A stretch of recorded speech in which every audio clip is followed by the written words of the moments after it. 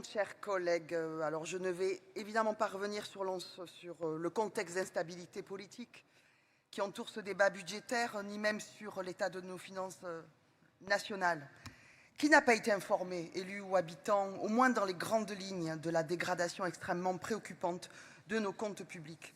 Et l'État a fait le choix de s'attaquer durement aux finances des collectivités locales pour combler ce déficit creusé par les gouvernements successifs depuis 2017. Stéphane Bérard le rappelait, les collectivités territoriales, son poids dans la dette, c'est 8% dans la dette publique. Et son effort est de 16%. Ce prélèvement, c'est le double qu'a fait François Hollande. Ce n'est pas moi qui le dis.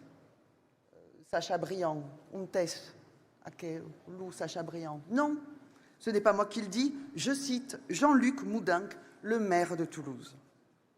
Et en même temps, l'État continue son désengagement dans nos services publics les plus essentiels, l'éducation, la santé, la transition écologique. Il persévère dans son déménagement des territoires, alors oui, en responsabilité.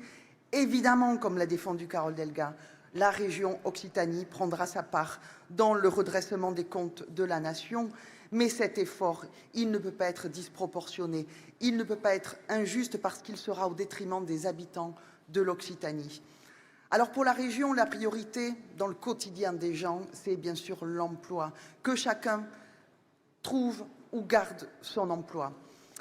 Et on le rappelle inlassablement, la présidente le faisait, l'Occitanie chaque année, c'est 50 millions de nouveaux habitants. Et pour ne pas faire grimper la courbe du chômage, cela signifie que ce sont 25 000 emplois qu'il faut créer chaque année. Et Stéphane Bérard le rappelait également, le chômage au niveau national repart, les défaillances d'entreprises se multiplient, soit en 12 mois, 66 000 en France, 5 700 défaillances en Occitanie. Alors, évidemment, avec un revenu par habitant qui est inférieur à la moyenne nationale, un taux de chômage qui est structurellement supérieur, eh bien, la région doit rester vigilante, mais surtout proactive pour préserver l'emploi local. Et pour ce faire, nous restons mobilisés sur nos chantiers incontournables, celui de l'emploi en particulier. On va être bien sûr toujours aux côtés des entreprises en difficulté, notamment par le travail que nous menons avec l'Agence régionale de développement économique, ADOC, et bien sûr avec cette nouvelle agence d'attractivité.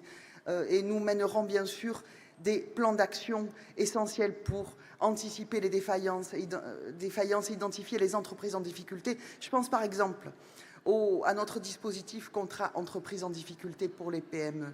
Nous serons aussi aux côtés des repreneurs pour éviter évidemment cesser les activités, maintenir l'emploi. Nous serons là pour les accompagner avec notre nouvelle agence d'attractivité. Et je voulais également signaler le choix formidable, pionnier qui a été le nôtre lorsque nous avons créé, première région en France, un fonds souverain régional de 400 millions d'euros et nous avons de nombreux outils que nous déployons.